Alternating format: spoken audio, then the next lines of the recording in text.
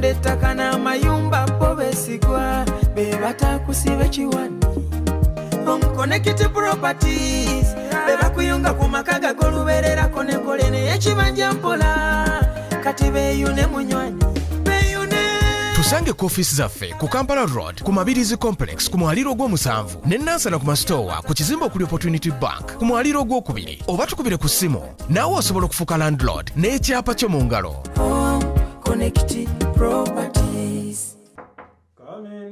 Boss, Lugalabi Mugobi. Gulu yakedde kusiba tayiro ekawungezi ne ziyika ne muleka. Leero akedde kuzisiba. Kati mbadde enzigala ekinabiro bwe ne zingoberera. Akozesa biki? Alina ekivere tekiyawo tekitegeerekeka oba mulimu ki? Ebyo abantu bakyabikozesa basibisa Arapex Style Adhesive tiles ne zinywera.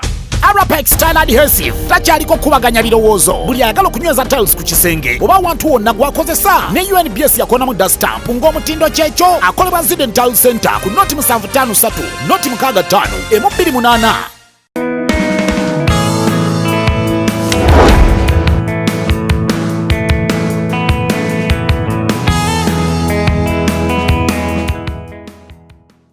Welcome to yet another edition of Kasuku Live. Olunaku olwaleero nsinzidde wano ku office yange eya Kasuku Media. Program gye twagikoleramu yakola mu nyumba gwabadde ky'omusujja gw'obufuluma. Congratulations Kasuku. Naye office ebaddewo ebbanga katugenda weza mwaka. Naye kati njagala kuvaawo kuba kati business yagaziye ne mu finalizinga ngenda ku moving into podcasts.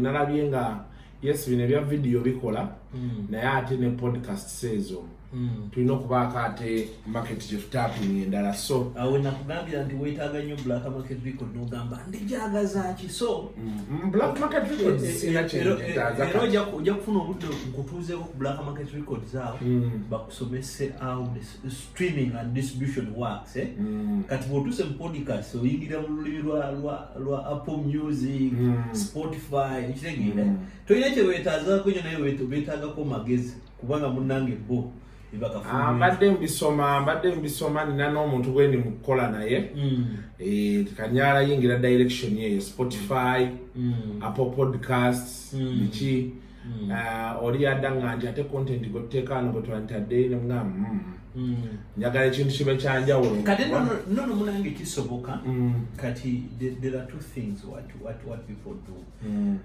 podcast ezo kati podcast esinga okunyumira ziri ku BBC naye ku BBC kye bakola nti bajja ne bakola story yaabwe yono wamalobozi kuba podcast is all about voice yo wamalobozi n'ateekawo wali voice recorder ye ekitegeera omwana olugiranga story bagiraga wano ngaleka podcast kaluma eri kabeera katambula yeah. Well, but it's a very risky venture. Abantu bonna benjogedde nabo ku bintu ebyo bangambye Kasuku podcast wano mu Uganda ne mbaga nti ne YouTube bwe twali kyampola tujja kitu Kasuku wabeda ku YouTube ngowega banange musubscribe naye kakati bululuki abantu basubscribe kumpaka and another thing things have changed right now mainze njogeza na numbers sogeze emotion right now Tekino etunda milioni 12 z'essimu mu Uganda ogaseza smart nezitaliza smart but numbers are shocking nti eza smart zesinga ki obungi buli simu eyo ejjirako internet kitegeeza nti abantu bakola ki bagula data ekitegeera luli twalina numbers z'abantu omanyi nti by 2019 twalina milioni nya but actually zali 3 millions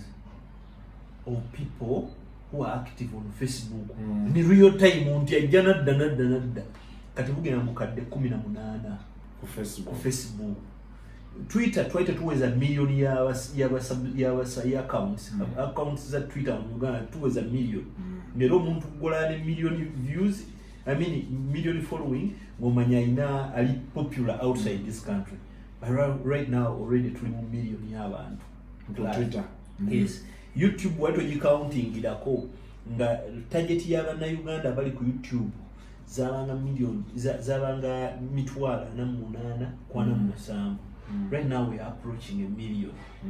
A million people on YouTube. Yes, things have changed. Wow. Even the data is changing.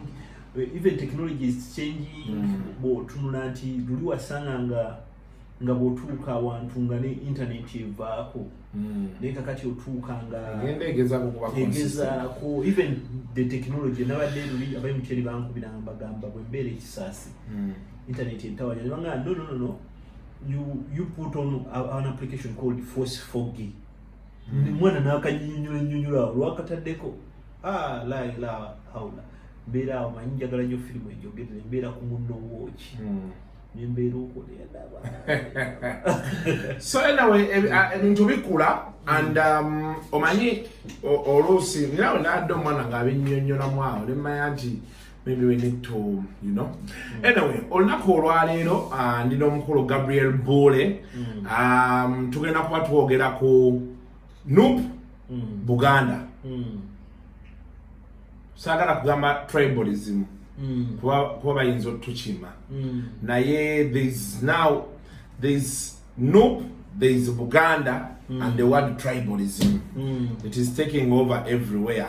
Last week twalaba Chief Justice nalabye ebbaluwa ya Betty Namboze ng'agamba nti people would have said so many things but not the Chief Justice. Ndabye ne Nicholas Opio alina tweet ye abadde naye agezaako okumovinga direction eyo. Kanjinoonyeeko wano oba ogirabyeko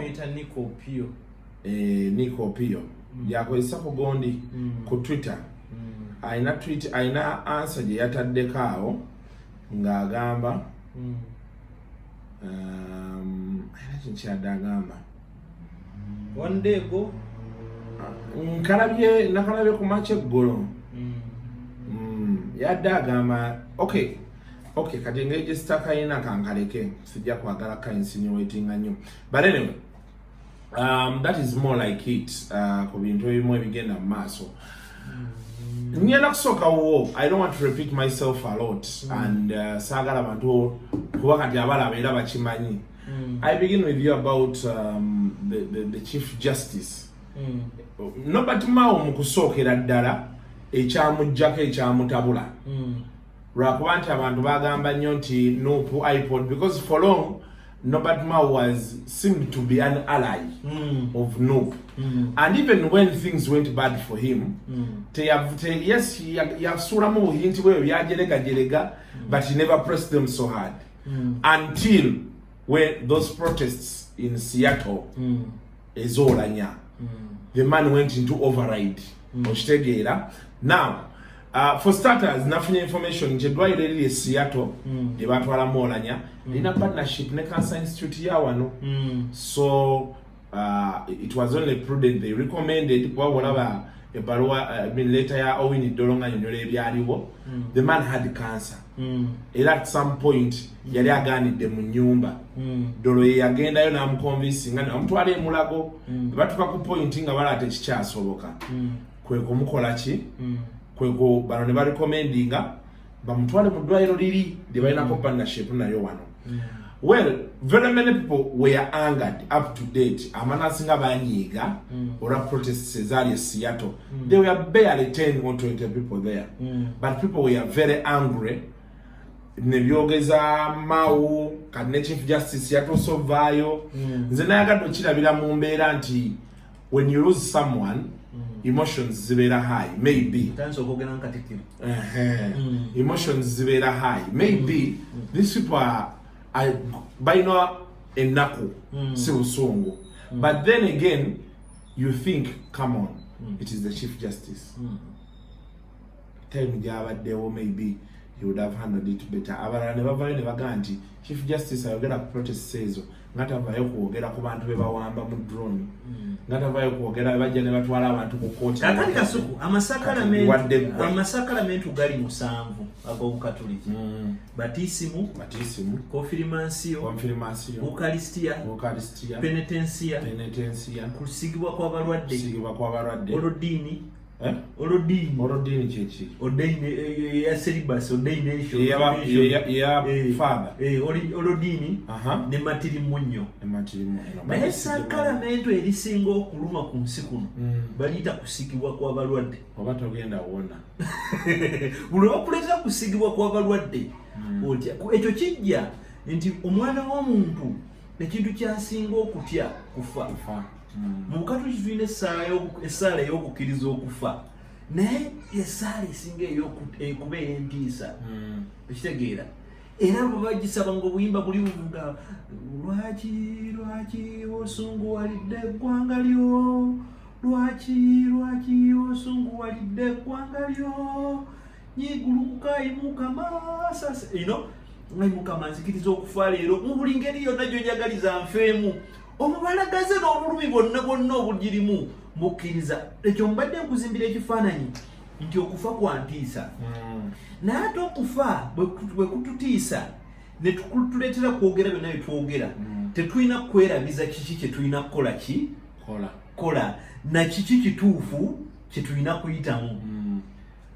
Mu Luganda tugamba abatakankwenge. Kitegeera abataka gwalya naye yamutta. Ebizibu bituyitamu nga bannayuganda biri within us. Wabula nti bwe twagala okugezaako okubuusabuusa ne tufunayoko paathi nga twagala tugane nti Abaganda Abanyankole byo bizze bibaawo. Abanyankole mukyala Kadaga bwe yabeera ku palamenti awo naawe abasoga emirimu mingi nga abantu okola ku palamenti oba toyogera Luchina tokolaawo nga olusoga balufudde na Luchina. Ekyo kibaawo. Ebizibu byaffe byatandikira ddala mu biseera ebikadde. Ekitegeera ebizibu byaffe nga bitandikibwa abo abaatusooka ne tutabirisolvinga. Njagala okunnyonnyola omuntu yenna alaba Kasuku live nti kino kifune ku nze sigenda kuwangaalira ku nsi kubeerako jjirya yonna olunaku olumu muli nziika n'enfu bandiba ku kyendo bandiba ku ana nja kufa. Ekitegeera naye eggwanga Uganda terititereera okutuusa nga tutereezezza ebizibu ebikadde. Uganda tewabangawo okwawukana ku nsi endala nga bwolaba ensi nti Poland, the Polish people, nga bwolaba ensi Eswatini, Swaziland, one people, Lesotho, abantu abo abajja nga bo bali wamu. Eggwanga Uganda katogo muyolerero bantu bangi bajja ne tulema okufuna common goal. Otera okumbuuza what is Uganda's whatever dream. Otera obimbuuza ne nkutunulira naye n'ontunulira kiki kye tuliko. Nti omuzungu gwajja singa si Buganda, actually Uganda yandibadde Kenya. Singa si Buganda. Kubanga resistance actually singa si Buganda na Bunyoro, Uganda kyandibadde ettwale lyaki lya Kenya. Kubanga omuzungu bwe yakitunuliranga resources tezisobola kukola ki kumumazisaako kutwala protectorate ez'enjawulo, ebitundu ebyenjawulo nga n'obufuzi bwanjawulo. Kumbe ng'obugunjufu eri mu Kenya bwali butandise. Omuzungu yeewuunya kimu nti organization yali e Buganda yali yamusukka okutegeera. Kitegeera era Pere Lodi Lugadi awandiika agamba nti bwe natuuka mu bali nga kye batamanyi kwe kuwandiika naye nga organization yaabwe nsufu esinga neyaki n'ensi eziri ku Bulaaya ezisinga. Kwegamba system zaali weziri family, olujja, olunyiriri, ekika, akasolya, gombolola, nyumba paka kuna mulondo ne kooti nga weziri. Omuzungu ye yali wabukyusa manya n'akiwa nti kooti nti eno mbuga. Kitegeera kayi kooti lye babanga egombololero era kyobola bemmenga awo eyo kooti enkadde si ya gavumenti yakuno yalinga yaki ya Buganda abo bagombololerangawo misango mu biseera ebikadde. Kitegeera kati obuzibu obwajja nti omuzungu bwagatogezageza nga tayagala mu Germany naye amutwalireko bino bye yayina Tanzania n'agatta abantu abalina ebintu enkola ez'enjawulo. Muganda yali wano ng'alima emmwanyi ebimwanyi ejja luvannyuma yajjanga wano nga akomaga embugo ayigayiggako okulima balima bavuba nga kyekiri wano erimu bannaffe bawunyi ddola yagago balyanga mmese ekitegeera nga nabwe kikola kyekibawa essanyu eno bannaffe mu bannankole nga bono bubi bakola ki babuteeka mu nsiko ekitegeera nga kyekyo kyaki ekyabwe ne tujja awamu naye wakati mu kujja wantu wano awamu twayine mulimu ebiwayi bibiri ebyayina ebizibu byabo nti Buganda ne Bunyoro bo originally bo balina ebizibu kitegeera era nga balina ne ba alai nti Busoga ebiseera ebimu yawagiranga Buganda olumu nekyusa trust nekola ki nejiwa Abanyoro era n'abannankole ankole abakabaka ba Buganda abasinga bakulira mu ankole babaterekange kubakuuma ku Bunyoro ebizibu byabangano ne bagattagatta ne tujja nga twegassa abantu bangi mukitegeera entegeera za njawulo enkola y'ebintu bya njawulo ne tujja ne tukola ki tubeera awamu naye ensi zonna ezirina abantu abalina endowooza ezaawukana kyezaakola we zeegatta zaki rethinking ne bagamba nti yadde tuli wamu bagundi beemalira ebizibu byabwe naye nga tulina yadde ki omuntu ogumu enkola gye bayita yaki ey'obufuzi obw'okwetwala ekitegeera de bayita federal system era ne Tanzania mu bunene bwayo ekigikuumye nti bano abali ku mainland bonna beetegeera nnimi zeezimu neeyisa zeezimu mpisa zeezimu naye balina bannaabwe abali ku kizinga Zanzibar nti omuntu w'Ezanzibar ezanzibar okusangayo ng'otunda ani moolo bategeera ava ku mainland ezanzibar kizibu nnyo osanga ekyalo ekirama nga kikatuliki basiraamu ate kizibu nnyo osanga omusiraamu ng'omusanga nga amaze emyaka 10 nga famireyo eweza emyaka 10 edodoma kizibu baki bakatuliki ne bamanya nti bo balina enkola nti president bw'ava ku lukalu vice president ava ku kizinga ngero ono kati aliko president kati Sululu ava ku kizinga Zanzibar nga Pombe vice president aliko kati avaki vice kati avaki okay kubanga Sululu wa ku kizinga bone beekuuma nga beekuumira mu nkola eyo banga Tanzania bagabana n'okugabana bagamba kati omusiraamu baakwatamu omulala najja nga si musiraamu so that because of Christianity actually bakatoliki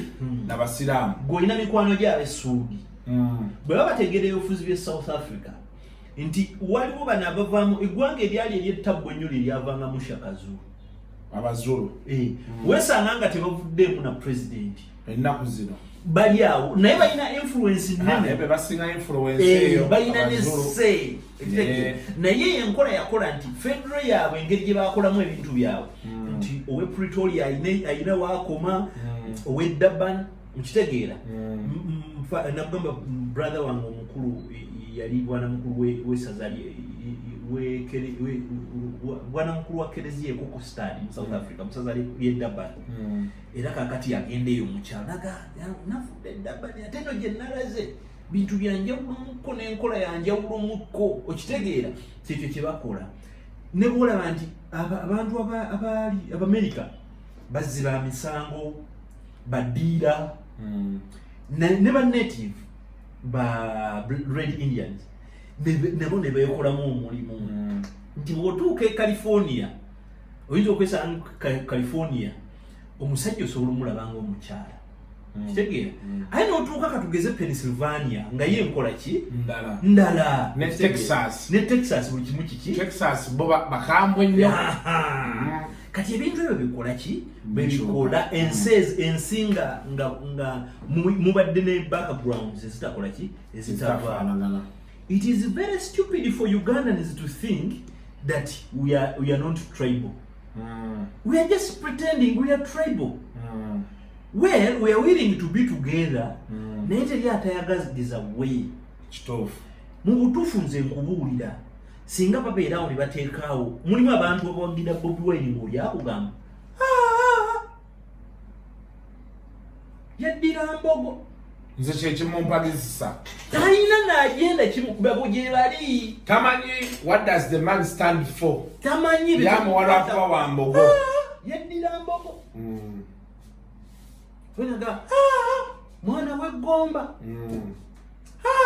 mukatuliki ndozona ebitwawula mukatuliki muvubuka ebintu ebitwawula biryawo biringa bulinga obuntu obutono naye bukulu balonze speaker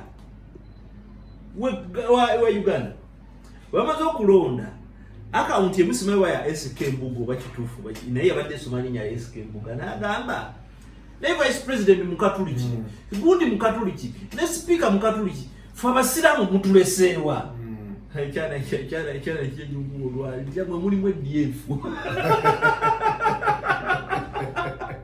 nakalawe katusha kulemeze EDF bonna naye eyo si anyway the fact of the matter is that nti ezo issues zigenda kusigala ki zigenda kubeerawo zaalayizinga but wawulira abakiga bwe bagamba nti ekifo ekya gavana naffe bakikole ki bakibalekere abasoga banyinga wabajjako ki kadaaga n'abengulu baddawo bagamba naye omwana waffe yafudde amazeeko emyezi 9 naye bamuweemu. Now there is this part there is okay kakati ebintu bino nti olwokuba tulina difference ez'enjawulo people have used some groups to escape the real facts. Okitegeera? Yes. Nti waliwo ensonga entuufu kati abalala bagira bafunyiza bajidda wali omugenge bafunyizizaawo ki olugalo. Abaganda ebizibu bye bayiseemu bimala okubatwala ng'ekyokukola ki ng'ekyokuzanyirako. Njagala kiputinga on record nze nsomye ku Buganda nkulidde mu Buganda bajjajjange Baganda jjajjange yali secretary wa Chwa. Okitegeera? Naye Abaganda tebakyawa kika bakyawa muntu omu era wava olugero Abaganda bakyawanga bebakayananga n'Abanyoro nga bagamba naye mulyamamba mulyamamba ali omu tetuvuma kika ng'olwo Katekusu amaze okulwana olutalo ajje Pokino eki mu buddukiro omayere lyali saza lya Bunyoro babakuba pants down ne babagoba Baganda ne bajjoga n'okujoga okwagulu ne baddira down ne bagamba nti Abanyoro batumba bono dira ne tugira ne tutuma Katekusu bwe tunaamuleka ne tumuwa essaza ne tumutuma Katekusu bajja mubola mutume Pokino oli abaddeko nnyini gwe baatuuma Pokino sirinnya Uganda lyajjawuzi ngajja na lutalo.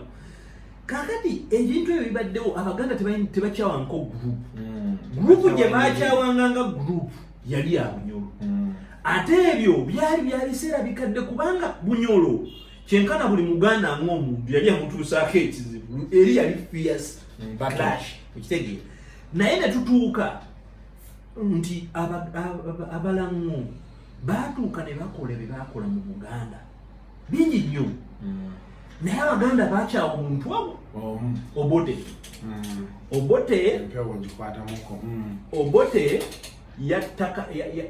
yatta Kabaka waffe yaviirako ebizibu byonna ebyokuttisa Kabaka waffe. Kabaka n'afiira mu kisenge kye Orchard mu East London something like that nga talina yadde 10 n'engoma omulangira yakisa omukono n'engoma tezaavuga n'emirere tezaavuga ku myaka 45 kwezi. Naye nga ani yaleeta Obote wano ani yasembeza Obote yali Muteesa kennyini. Naye Baganda tebanyiigira Balango. Abalango that's how generous Baganda Abaganda bagamba argument yali nti oli Obote nga ye muntu. Okitegeera? Era Abaganda ekyo nze baganda bajjenga bayiga abaganda batijja nnyo akatijjo k'abaganda kabaleetedde ebizibu abaganda abo obote ono yagenda n'awasa mwannyinaze sengange nanja ekitegeere w'emmamba bakukaalule bwe yamala okuwasa nanja obote ne bamuyita bwete ne bamuwa erinnya mu buganda bwete olwafuusa ow'emmamba kyeyatukola kutukyankalanya kukuwangangusa kabaka waffe n'abeera eyo yadde nga ripooti egamba nti yali suicide. Metropolitan Police y'Obungereza egamba mu kabaka waffe yakola suicide, naye waliwo ripooti endala egamba it was alcoholic poisoning bamwera omwenge muki mu butwa ate eggulo limu yaliko ku kabaga ekitegeera kati kyekudagugandise nakyo nti abatakankwenga abakutta ne baba bakola ki naawaawo ekitegeera kati abantu bano okujja okutandika okulowoozesa nti no obuganda we buliko ekizibu kyabwe si kyekyo ogenda nolaba omusajja omumpi ng'obulamu bw'ensi yaani ono Nobert Mao agenda n'agamba dati kabaka ekathing bw'alaba eno oba oli mulamu oba oli munyankole obwo busiru obwo bulimba obwo bukyayi obusigiddwa bantu bannaffe ekibiina kya kabaka yekka omanyi secretary general waakyo eyali secretary general waakyo Daudi Ochenge yajjira mutima Daudi Ochenge kenyini afuka secretary general wa kabaka yekka bagamba yali blood wa Mutesa nnyo ani Daudi Ochenge bwave waabwe yajja n'asomera ki King's College ebuddo n'abeera mukwano gwa Mutesa yali munne nnyo mukwano gwe ekitegeera era Daudi Ochenge yaleeta ideas mu Mutesa nti this is not all about Uganda, this is about nationalism naye nga tulina federal buli omu akole ki agire oyo Daudi Ochenge yava mu lulyo lulangire ki ewaabwe naye kiki kye baamusasuza Daudi Ochenge baamusiba mu kkomera erida ekitegeera postmortem report y'emulaga eraga nti yafaaki nzeko abdominal pain ndabe anti okonye naye abdominal pain abantu bebagamba nti bamusekulira giraasi ne bazisa muki mu mmere muntu waabwe kati okuva ku Obote Daudi Ochenge n'abalala abazzi babeeranga bwe batyo waliwo abantu nga Ssekinnoomu abalabanga ekizibu kyabwe mu North ekitegeera nga balabanga ekizibu kyabwe Buganda ekitegeera naye nga si be bannaffe bennyini abava mu Acholi region nti bakyawa Buganda nedda because impression kadde tuyina nti Abacholi batunyigidde kubanga kati olaba Mawa agenda agamba kabaka yekka bula Mawa ekibiina kyafuga kyatandikibwa Beni kiwanuka Beni si Ochenge Beni si Kano kitegeera Beni mwana Muganda naye abamu kubalonda ne Mawo baana baki Baganda nze taata wange yali munaddipi yalonda Mawo ekitegeera obuzibu obuliwo nti tweyambisa mulimu n'abantu bagala abanyankole bali mu kintu nkugambye waliyo omunyankole atalina yaddesu abawala abanyankole abaavu bamanyi bangi abaga nti Kasuku mamugamba tufunyemu naye abafunyemu batini ng'asabye emirimu n'asaba emirimu ne mumagye ne bamulemu musingiza mu magye ekitegeera there are people who are publicly selfish ekitegeera nefe ntulowooza nti ebika byabwe eyo si yenkola ekizibu kyaffe kiva mabega kyetwakola ki kyetwalema okutereeza so but the chief justice ate nabo bennyini nagambye abatakankwentu bennyini beeyuza unalabye Odongo Otongo oyogera naye Odongo Oto oyo yazze ye buli kaseera buli kintu akibuukira n'ayogera ojjukira Odongo Oto yagamba nti Kadaga bw'ateesimba ku Oulanyah wakati ne banaasimbawo embwa yajja kulonda embwa mu kifo ky'Oulanyah ekitegeera ate n'ebiro ebyokutiisatiisa bibatiisatiisa mbwera abanuupu but I want us to go back to Nope. why do they label noob a Buganda outfit? It's The first statements that came from the president was that president wa NRM baga manji tribalism no kushibina cha Baganda nenga teno kwena ba MP abalala batali bache kati oyo musajja w'enkofira bwati bwakola ebyobufuzi bye oyo student w'obote kyovola muganda nti ebizibu byaffe biva mabe oyo student w'obote okitegeera ye amanya ekizibu kyammwe nti eno region enkolera bweti n'enkola bweti kikize kigaane mwe Museveni yaluzinga Buganda ekitegeera Buganda si nyangu ya emini Buganda si kyawa naye bwekyawa era ekyayi era okuregaininga Buganda it is going to take time nze nkubuli wano munadaba emyaka gyaffe 3 kudda waggulu biki 29 teri muntu atayagalanga ku Museveni nze batutwalako empigi nga Museveni ku mpigi ku polisi Museveni akyala empigi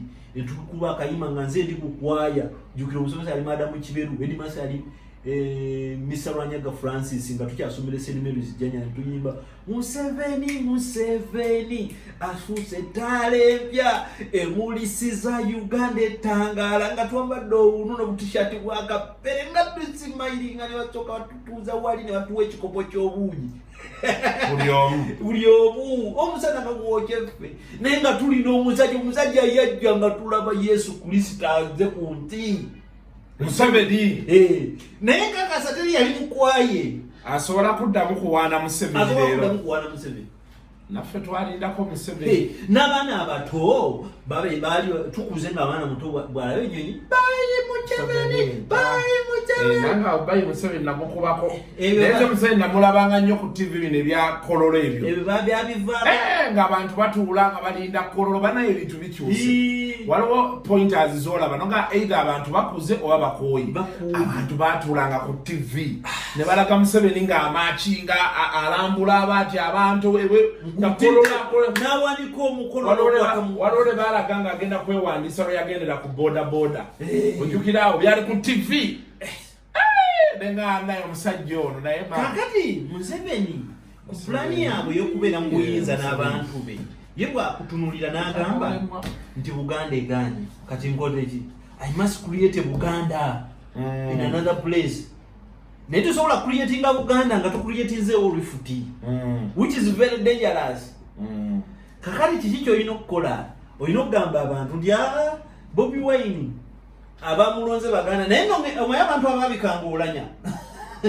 nyina abaana okutwita bapayasi Jadwa naye Jadwa bayiddira mutima simanyi ate Jadwa abeera atya nga yeddira mutima anti be baleetanga amawulire nti essaawa yonna ekiri esiyato naye ndowooza communication yalema abantu baffe abali naye nno bino ebintu communication nakulowooza omuntu yasooka okuŋŋamba nti Oulanyah ali siyato nempostinga nti omusajja atuuse siyato bamuyita Katerega simanyi oba we yakyoli naye Katerega yaŋŋamba omusajja bambi waali naye nga alaba ennyiika akulaga omusajja olumbe lumuluma ekitegeera akola awo kumpi awo olunaku olwaleero kati twalayo Moses Ali wamulayo mu buvidiyo ne byeyabaddeko naye statement ezembu the man is doing well kati abo basinga okuva obuzibu because kati speculation zonna weziva if we have seen videos of the man that he does not seem well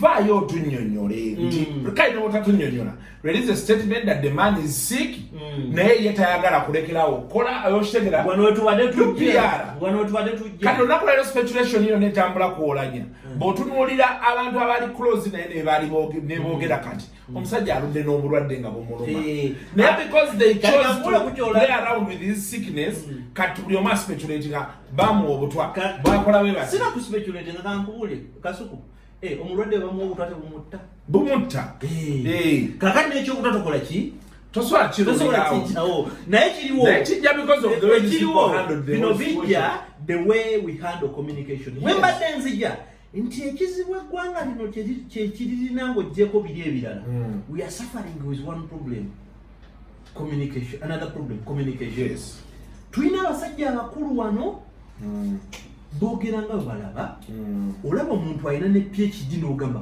my friend where did this idiot study? Abantu nalabirira ni abanga ayogera ebintu. Nenda nengamba we should stop judging people by their academic credentials. The woman reasoned like a very certified idiot. Ekitegeera tugenda kusonda sente zine zajjanjaba Oulanyah nuku bweta twetondera tugenda kusonda sente ezajjanjaba Oulanyah nezamutambuza tuzizeyo. Like your hospital has has a lot to do. 2% of women in Uganda die every day in maternity. You a woman, representative of parliament, but you are talking like rubbish. Where you come from, data puts it clear that people in the north, Balia Chimu, which is sad in this era. Nze nagenda omuro, uyo mwami Oulanyah yatutwala kenyi. Nze gwe Mulungu agwaso kumulaba. Babagaba bintu etwagende wewaka. Ense yo kyanga oveni. Eyo. Omanyisa buna. Eri wocha. Nene mbere ne speaker, mbere n'abakulembeze. Abatasobola kulobinga. Mutandike irrigation scheme. Mutandike windmills zino zetulaba mu TV eziri ya Kansas eziri ruddawa abantu bafune ku mpewo. Twatuka erinze njagala kubuulira wali omukwano gwa mpatira rubigwe nabuza ne mugamba abema mubali emmese. Nagamba yes, there are some edible nuts that people eat. Ng'abantu abavubuka abato balina okuba productive bagenda ku kyalo wano tuliwa. Wantuli bukoto. Abaana bagende kulambiro. Oba ekizaala. Ne bakuma omuliro mayise erifulati gwe. Ne bakuma omuliro bano ne bateega n'emiggo n'okutiya. Bayiga mmese. Nga zijja wabuguma. Zidduka omuliro zidde eno. Bayiga mmese. You know? And you are discussing a person who, I'm telling you, there is nothing wrong. I'm putting it clear. If you want, take me to prison. There is nothing wrong for someone to exercise his own constitutional right to demonstrate, to express his view. Okay? And to me, if it is in the interest of the common people, I see nothing wrong. It is very wrong that each political leader that falls sick in this country, we airlift them on the taxpayers' money, money picked from countries' coffers to get treated abroad in this century. In Kenya they have Aga Khan hospital. In Rwanda they have first-class hospital. And so is South Africa and other countries. What's so different? Those are African countries like ours. I saw the president's son in Egypt. Okay? I'm so glad that he's moving. I think, let me presume that he's exchanging, knowledge about service with those people. But we're in a country where our budget goes on one thing, military. Sheke abasajja banange tuzunza abasirikale nga minzani y'embizi abasajja babeera buli wamu. Why are we so worried? Abasirikale kati batwaleko kati omusajja yafudde naye manyi kiri mu buli junction y'omu kibuga bangambye n'eri ewaabwe military era kikyagaanya omukulu okudda abantu eri si basanyufu andi si basanyufu naye njagala okutegeeza nti okumanya si basanyufu ne confusion bana abasajja gye bati mu kuteekako mu abaganda bya kisibi kankubuuza oba kino abaganda bakikoze nkedde ku makya n'ensoma wensomye nenkola screenshot screenshot egamba ki nsomera wano mutwe Langi actually fight over Oulanyah burial. Degede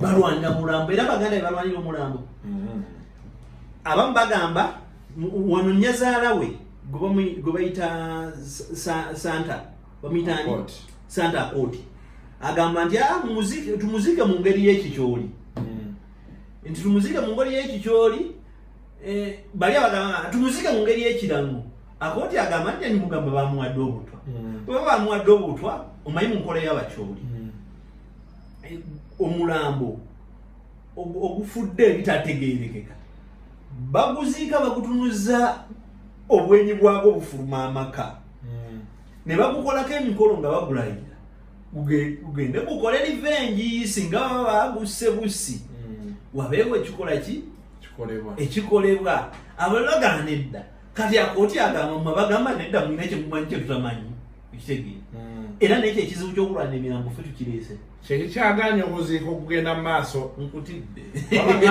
bagambye omusirikale ali eyo.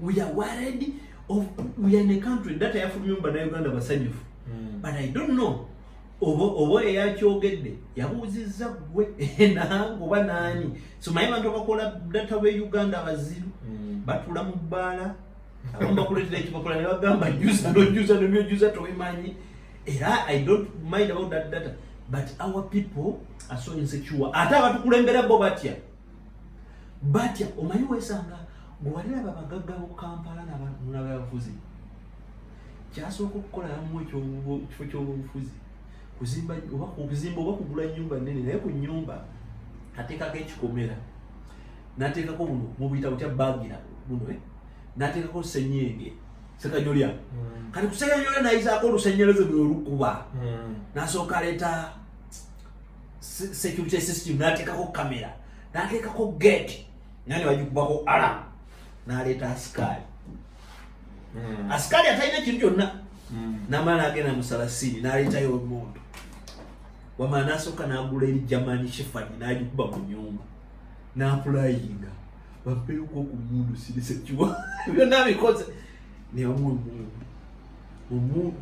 eyo n'agula n'akasaale ekitegeera awo nanga nga protectinga ki essimu n'azikyusa n'akola kwegamba okutya nkulaga okutya magnitude kwe kuli kati omuntu n'abeeraawo ng'atya buli kaseera ng'emirembe gimuweddeko n'abeera n'emmotoka 3 kati emmotoka 3 ezayinza okukeera kumanya n'azigamba zigende ne mulowooza ayiseewo n'ayita ku booda n'ayita waati bwe baleeta ebyokulya enjala nemuluma omusajja n'olala enjala emuluma nga tayagala sejuza yatugamba batambula n'esumbuusa mu munkwawa bali ebintu ebigaze namboze yagamba ennaku zino buli omu alina kafulasika atambula nako ku palamenti waliwo kantini sente yamuwa musolo ye baliisa emmere n'emmere omaye abali emmere ku kantini ya palamenti batini bagirlfriend b'abeMP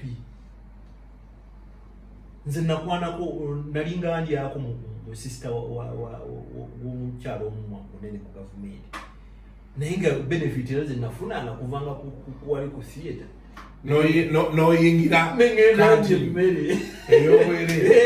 naye yaŋŋamba nti when you find your MPs here manyi at that time uncle wange Honorable Moses ambassador wa Uganda Moscow yalinga nana when you see your uncle here when he gives you food with very many people don't eat, you eat poison. No more ambulida. Kitege. Naye no your sister we. Sister. Babera bugulobye. Sister. Na mukubira ngamba. To I say tell the driver to take care and cook for me. Mwana mwana de wakana afumba. Obunge ntukuli wali abantu bali kubunge so you can't rule out anything tugamba mugundi yalwadde n'omulwadde bamutta ekitegeera naye president yabiganye sigambye nze siragambye nti omuntu yenna ayogera kuwa Oulanyah obutwale ete olujulizi I've not said it ne bagamba basookere ku paramount chief and if I'm taatawe kuba basookere ku taatawe ne paramount chief yakootinze taata wooli yakootinze taata naye nga bwe nkugamba nti okutya kuleeta entiisa but otherwise Ugandans move on easily. I'm telling you in 5 weeks Oulanyah will be a gone case emboozi zetujja kuba okutumuwulirako wabeewo girlfriend yaleese omwana oba abaakayanidde ettaka oba mutabani we nga bamugubya akalubu Nothing, of course, government akekagala akatekagala naye lwekimanyi nti nno yadde abadde awangula era ekibadde kiriya kuki ground. Yes, I followed him. I know. Waliwo akalalo ke nawulira yakajja mu mannyo ga mpisi. I went there. Ye nenye yaŋŋambako we twali twagenda naye n'agamba nti Uganda is a bantu bannakyalo si bangu bakuwangula mu kalulu n'obaddamu nti ate bakuwa minisita kyattabu wabakuwa ekifo ky'obukulembeze kyattabu n'agamba kati mpeerera kuno abaana kyenkana buli kimu bakyagala okikole gwaziika gwakola ki otherwise was a fine man nga bamwogera ebimu bye bamwogerako neewunya n'okwewunya was so fine so sober kati awe tutuuse mada njagala tuwunzike n'ebigambo bya Chief Justice birekawa Uganda kyekyo kye nakugambye Buganda ne Uganda nti Owinyiddolo yayogedde ebyo byalowooza era abantu abangi nnyo bebalowooza ku Buganda ekitegeeza so tewali nnyo kipya si kipya mulimu abantu bangi nnyo balowooza ebizibu byabwe biva ku Buganda. So Owinyiddolo was exercising his ignorance as a human being and his right to speech, okay? But it is sad he was causing prejudice. And it is sad, where are we going? If a Chief Justice, a custodian of the law can't find facts, then what are we up to? Is that the man who's going to preside over cases, land cases from Uganda? Is that the man who's going to preside over Bobby Wine plus what? One thing, when you are an old man, don't talk just for the sake of talking. And if you're a leader, kindly make it a practice to find communications assistants. We are here, if it was someone, we know the things to many out to help you, not just to talk for. But you can't work. You can't. You simply come from a marwa corner or you da marwabu of mojeri ngotugamba ngoyogera ebintu ekigenda okusuula ne gwanga na kigambe communication omuntu ajja kwogera ekigambo digundi bamwadde obutwa tugenda kukizuula nga be basaba abantu abesse titubamanyi ngoba ne government evunikiddwa. First of all, let me ask Owinyiddolo, before you talk too much as a man with respect, what happened to presumption of innocence until proven guilty? Oba emotions nziragalekirabira wali bafiiriddwa kyali waabwe nabo tebali bulungi. How sure are we that this man of God won't still bring such emotions in court, in the judiciary? This man should apologize. Nakoze yamugambye yetonde aresigninge. Yes, else Baganda won't forgive him. I know Baganda, I told you they don't forgive. They want bajja mulaba tebajja kumunyigira nga banyigira tufete tunyigira bantu naye tunyigira gwa omuntu ng'omu. So the Baganda want to be angry with. Bajja musikiza embwa ye yoba asaaga. They will celebrate his death if he doesn't apologize to Baganda. They will celebrate his death because he lied. He's an old man who is not supposed to lie. What did he lie about? First, let me tell you. Let me ask you a question. Do you have facts that abekalakasa bali Baganda? Do we have, wait, I'm asking, do we have race IDs, tribal IDs, ethnical IDs in Uganda? Now, if I didn't tell you, alaba wano singa simugambye ndi muzukulu wa Petro Chetere Mbwete, ndi muzukulu wa Yosefu Kanyike bansi yaabwe, asobola kitegeera nti ndi Muganda. You can't judge people because they are speaking a language. You can't judge people because they belong to a particular political party. Okay? The political party they are pushing to Baganda, we have very many Bagandas who don't support that party. Very many Baganda support NRM, very many Baganda support FDC. Of recent Baganda, I don't know whether they support DP because DP literally became the new NRM. Okay, whatsoever. But you can't say, how sure are we? Did you pick their passports? Is it right that, is it true that whoever speaks Luganda is a Muganda? I've been in this country, almost all parts of this country. I was in Ekijja, very far in the middle of forest. That is wind. People speak Luganda. I was in Moyo, okay? This year, ngatugenzo kuzika Captain Mark Kodiri, tata wa Gaza Charles. Na bakaba mu Luganda n'entya. Naye Moyo ita ajumanyi no ita Kijje no nga bakaba mu Luganda natya. Omusajja wa fatu genze ko n'entya. In this country sinabeera Karua, but I don't know what is there. Arua yo naloba luogere yo nagenda yokko. I've been in Laivi, I've been in Omoro, I've been in Atiak, I've been in Nepi, I've been in Gulu. Ataku ochobola okubera Laivi obe Omoro gato ise Gulu. I've been everywhere. I've been in Kabale, I've been in Kaharo, I've been in every part of this country. I don't know why even you don't want to make that Luganda national language. People speak Luganda. I even crossed from Zombo to Congo. Still in Congo, Mugamba. Parlez français? Magamba. Oui, je ne comprends pas français. Je parle anglais petit, Luganda petit. Byoyogera Olufalansa. Olufalansa silutegeera nnyo. Naye Luganda akatono n'Oluzungu akatonotono. Congo. Ekenya bamanyi buli ava wano Muganda. Bawulirangako bantu balala. Tebamanyi Banyankole, tebamanyi baki Baganda. So, mu mateeka ne mu buntula ne mu mpisa, Dolo taina facts nti abagira Baganda. Naye kirala taina facts nti Banubu. Bali bambadde already bere obo Tekimala, let him present let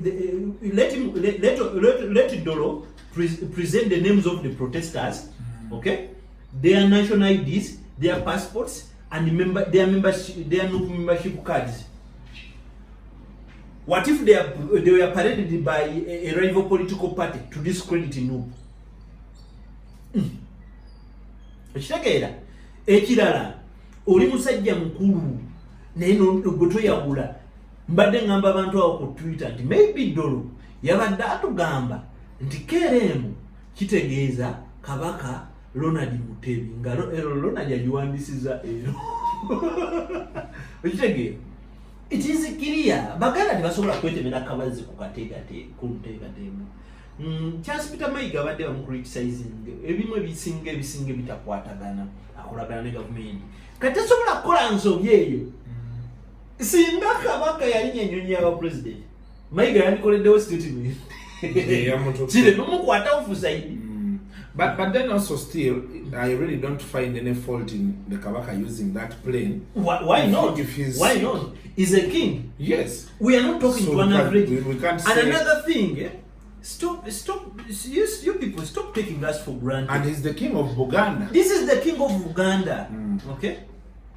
Uganda's most powerful kingdom. Yes, for you, Mr. Dolo, you don't provoke us. We pay you.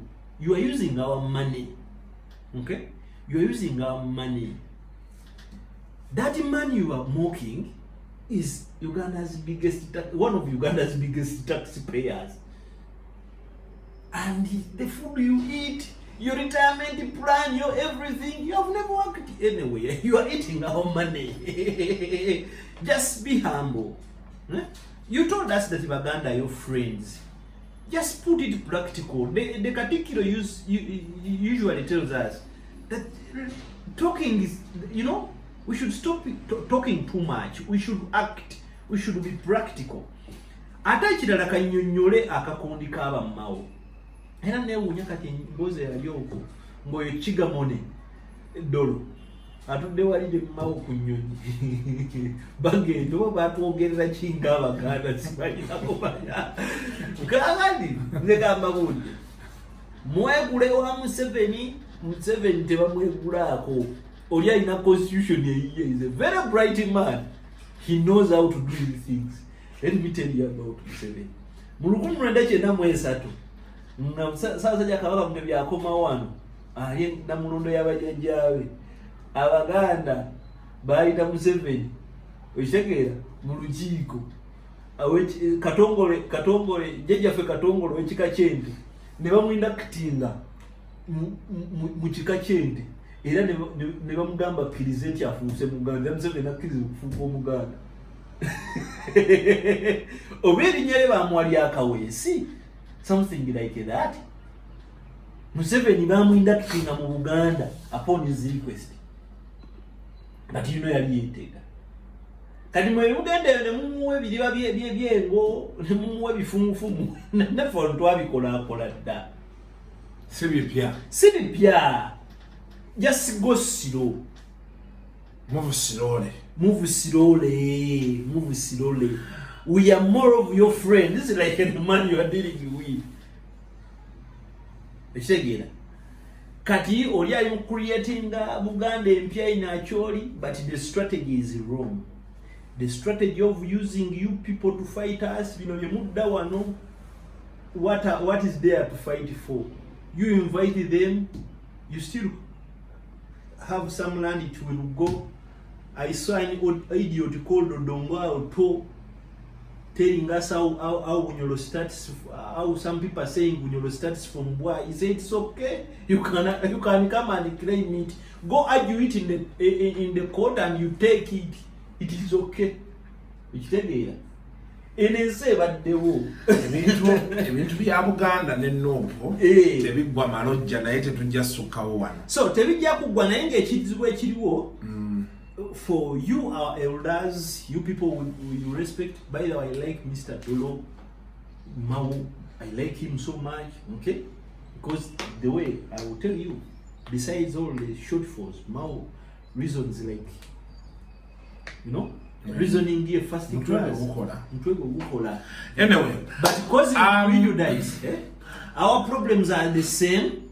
First, if you want to gain that clout, you know, that sense of, you know, Muliba Akari, you negotiate the real thing. The real deal is federal. Or otherwise, you will keep shouting tribalism, so and some say it. And for us, we want to be hurt. At the end of the day, it will be you who will be hurt. Because for us, we are using the two. At Gabriel Buule on Twitter. On Twitter, 700 39 16 20. Ku WhatsApp. 0700 39 16 20 ye number yabagala okwongera okunyumya nawe. Yes, at Gabriel Buule ku Twitter. Yeah. Era obadde tosaaga. Ebintu bino tebisaagwamu kubanga buzibu obutulina nnyina mikwano gyange nga basajja baagala Obuganda naye nga bakyala baabwe baveeyo ne mukwano gwange Andrew Jedidaya Sebaggala, production manager wa theatre, mukyala we yapyo, mukyala amwagala nnyo ne musajja ayagala nnyo n'Obuganda. Abantu gira nange nayagalako akawala kabeeranga 10 eyo kakolanga mu Buraka naye tetukyagenda balakazaala bakayita ayeto Sarah Ayeto. Very beautiful. The one thing I don't pretend about is sex. Sex is human. Have much sex as you can. Okay? Eat whoever you feel like it's possible. Just feel free to have sex. This is normal. And you know it's life. Tomorrow you will be dead. You won't have sex. Let me tell you the funny thing about today. Bofa, if you single kuvunda. Hawa nyine awatulwa obusolo bwawo n'awavunda ne wavaamu negana amaaso ne gavunda kati zine engompe ne zigwamu kati kangule. The funny thing about death, a message zisimentanayo wesimentana kati wana wavu obwongo nga watudde weewati nga zirabanga kiriri nga zisomba essubi nga zizaalira nga ziryoka zinnyaaloomu ebyenje nga bikuyita wana waalina okubeera ennyindo mu kamwa mu matu emisota nga zitete kwe kufa. So, my friend, for me it is my responsibility to be happy. I have to be happy at all costs. Ekisooka ndi mwavu, sina sente ziri awo kati bwemba nfunye omukisa mwana naganti nkuwako ebinfuula happy ekyo gwakyogedde ebinfuula happy kambibe omwana baga nti nkujjamu olw'obwavu bw'olimu odduka buddusi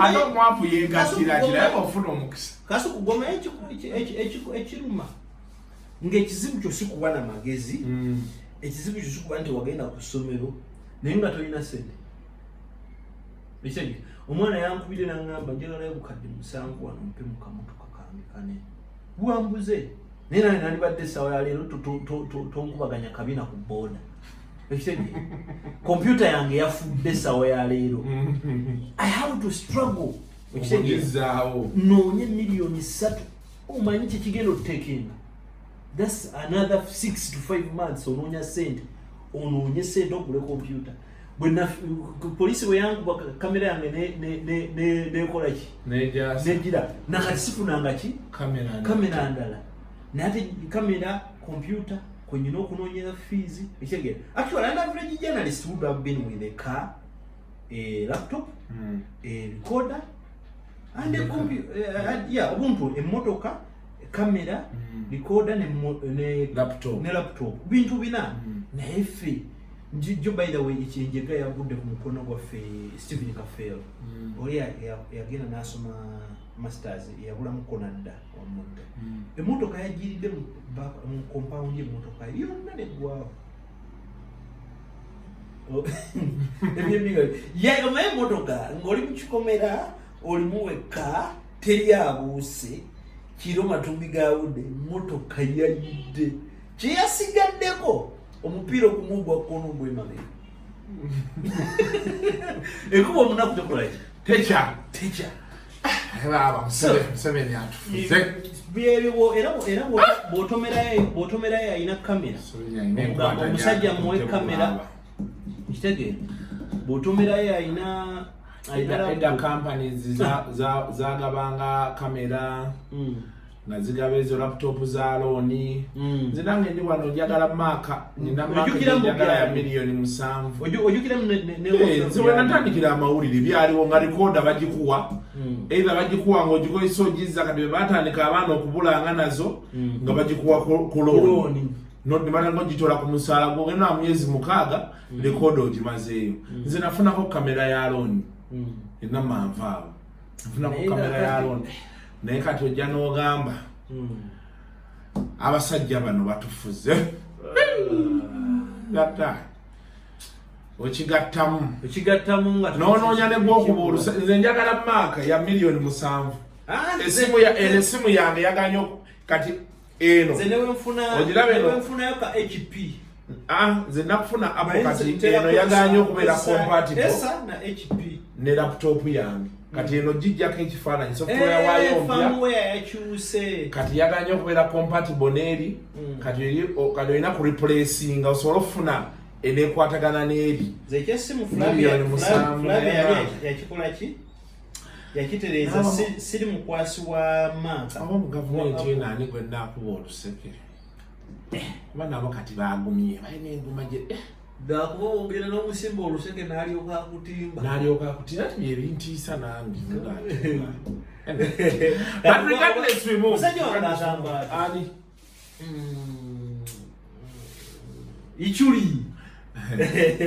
Ichuli yaŋŋambye ajja kunoonya bana mubeere bulungi mweraba